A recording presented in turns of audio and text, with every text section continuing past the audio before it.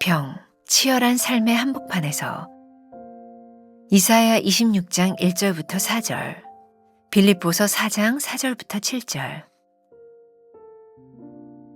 그날의 유다 땅에서 이 노래를 부르리라. 우리에게 견고한 성읍이 있으며 여호와께서 구원을 성벽과 외벽으로 삼으시리로다. 너희는 문들을 열고 신의를 지키는 의로운 나라가 들어오게 할지어다. 주께서 심지가 견고한 자를 평강하고 평강하도록 지키시리니 이는 그가 주를 신뢰함이니이다. 너희는 여호와를 영원히 신뢰하라. 주 여호와는 영원한 반석이심이로다. 주 안에서 항상 기뻐하라. 내가 다시 말하노니 기뻐하라. 너희 관용을 모든 사람에게 알게 하라. 주께서 가까우시니라. 아무것도 염려하지 말고 다만 모든 일에 기도와 간구로 너희 구할 것을 감사함으로 하나님께 아뢰라. 그리하면 모든 지각에 뛰어난 하나님의 평강이 그리스도 예수 안에서 너희 마음과 생각을 지키시리라. 참된 평화를 주제로 두 명의 화가에게 그림을 주문했습니다. 한 화가는 아주 고요한 호숫가 계곡에 안정된 풍경화를 그렸습니다. 다른 화가는 바위 사이로 떨어지는 폭포를 그렸는데 폭포 옆 나무 위의 둥지에는 폭포의 우렁찬 소리에도 불구하고 새 새끼들이 고요하게 잠자고 있었습니다. 어느 그림에 진정한 평화가 있을까요? 두 번째 그림이 우리 현실에 더 가까울 것 같습니다. 아무런 방해를 받지 않는 평화란 존재하지 않습니다. 소란함 속에서도 잠들 수 있는 것이야말로 진정한 평화가 아닐까요? 화평은 조건에 의지하지 않습니다. 참 평화는 주를 신뢰하는 것, 즉 주님과의 관계 속에서 옵니다. 아무 일 없이 조용하다고 꼭 화평한 것은 아닙니다. 현실 문제를 외면하거나 회피하는 거짓 화평을 경계해야 합니다. 화평은 평화의 수고를 통해 옵니다. 고요한 산속뿐 아니라 치열한 삶의 현장에서도 맺어야 할 것이 화평의 열매입니다. 예수님은 고통의 절정인 십자가 한복판에서 자기 영혼을 하나님께 맡기셨습니다. 한없이 작은 자신을 인정하며 하나님 안에 깊이 뿌리내릴 때 십자가 고통과 죽음 가운데서도 우리는 화평을 맛보게 됩니다. 모든 지각에 뛰어난 하나님의 평강을 구하십시오. 생각대로 되지 않을 때 우리는 조급해하며 염려합니다. 하나님의 때와 방법보다 내 생각과 기대에 사로잡혀 동요하게 됩니다. 하나님은 모든 지각에 뛰어나십니다. 그분께 모든 것을 아뢰고 맡기십시오. 하나님의 평강이 우리 마음과 생각을 지키실 것입니다. 인생의 굴곡과 고통을 내려놓고 하나님의 신실하심을 인정할 때 우리 삶에 화평의 열매가 맺힐 것입니다. 나는 참된 화평을 누리고 있습니까? 나의 신앙과 삶에 거짓 화평이 있지는 않습니까? 하나님께 맡기며 평강을 구해야 할 것은 무엇입니까? 오늘은 6월 7일입니다. 화평, 치열한 삶의 한복판에서 이런 주제로 말씀을 나누어 보도록 하겠습니다. 자, 6월 한 달은 우리들의 삶에 우리들이 믿음을 가지고 살아갈 때 어떤 변화가 일어나는가에 대한 부분들을 하나하나 나누어 보고 있고요. 며칠 전부터 성령의 열매, 갈라디아서 5장 22절 이하의 말씀들을 함께 나누고 있습니다. 기억하시죠? 사실 성령의 열매 9가지는 개개 각자의 열매가 아니라 사랑을 통하여 파생되는 일이라고 하는 것을 이야기를 했습니다. 자, 오늘은 우리들이 사랑의 열매를 맺었을 때 어떻게 우리들의 삶에 화평이라고 하는 열매, 그런 삶을 살아갈 수 있는가를 여러분들과 함께 나누어 보려고 합니다. 자, 하나님의 숨결 첫 번째 문장이 이렇게 시작하고 있죠. 참된 평화를 주제로 두 명의 화가에게 그림을 주문했습니다. 자, 제가 설교 시간에도 한번 이야기를 했던 부분이기도 합니다. 한 화가는 아주 고요한 호숫가 계곡에 안정된 풍경화를 그려놓고 그것에 대한 화평이라는 제목을 달았죠. 한 화가는 바위 사이로 떨어지는 폭포를 그렸는데 그 폭포 옆 나무 위에 새 둥지를 그려놓고 그 우렁찬 그 폭포 소리에도 불구하고 새 새끼들이 고요히 잠들어 있는 모습을 그려놓고 화평, 평화라는 제목을 달아 놓았습니다. 어떤 것이 참된 평화일까요?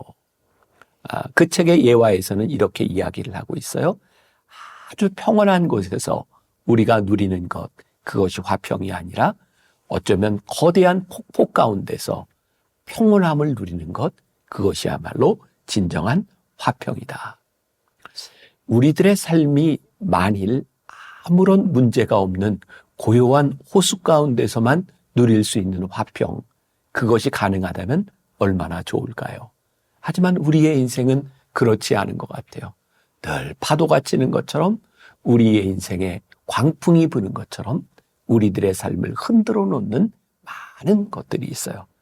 그런데 우리들에게 화평의 열매를 맺으라고 말씀하세요.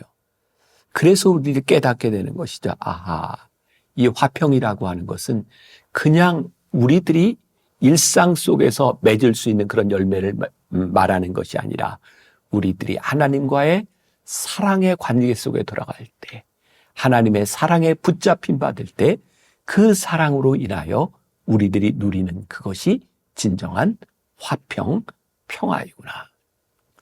여러분들은 오늘 여러분들의 삶에 어떤 화평, 어떤 평화의 열매를 맺기를 원하시나요? 여러분들의 삶에 오늘 어떠한 문제도 발생하지 않는 그런 고요한 호수와 같은 평화를 원하시나요? 아니면 여러분들의 오늘 하루 일상 가운데서 때로는 광풍이 몰아치고 폭포수가 쏟아내리는 것 같은 그러한 치열함 가운데서 우리들이 하나님의 사랑으로 누릴 수 있는 그런 평화를 원하시나요?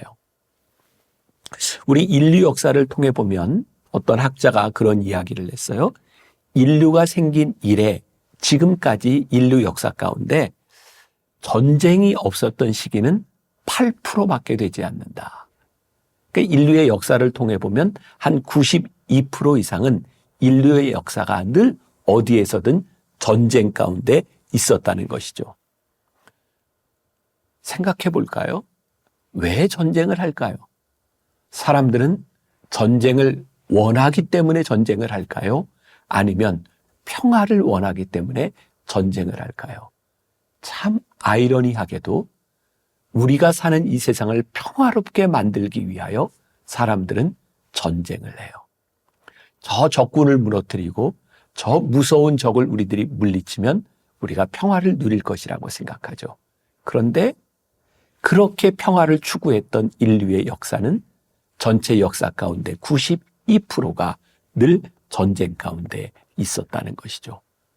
그러니 우리가 생각하는 이 평화, 화평, 내가 누구를 제압하면 우리 앞에 문제가 사라지면 될 것이라고 하는 그런 평화에 대한 우리의 생각들은 결코 이루어지지 않는 평화라고 하는 것을 우리들이 깨닫게 되는 것이죠.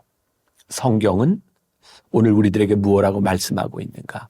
평화, 화평이라고 하는 것은 우리들이 생각하는 그런 것, 우리들이 생각하는 그런 어떤 조건에 의해 만들어지는 것이 아니다.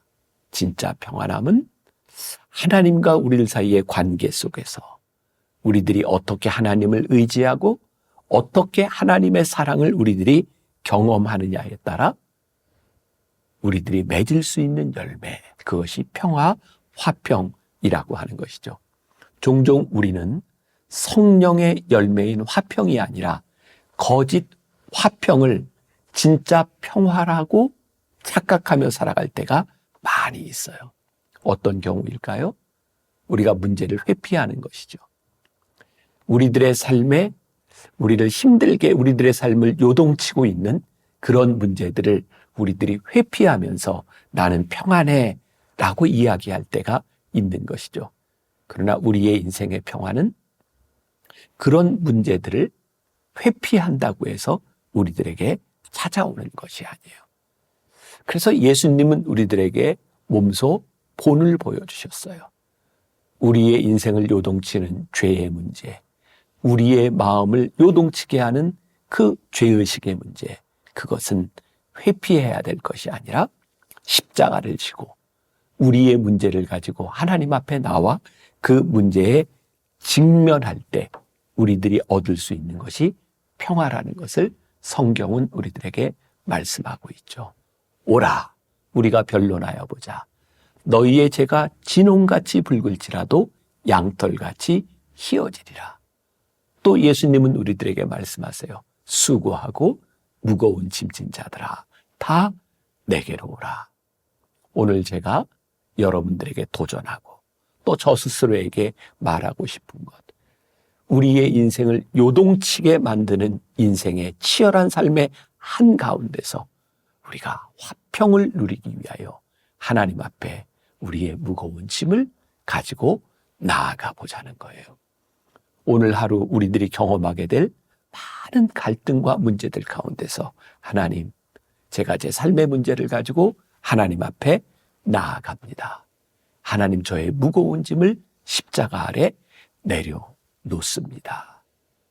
그때 우리들에게 찾아오는 강 같은 평화, 그 평화가 우리들에게 임했으면 좋겠다는 생각이 들어요.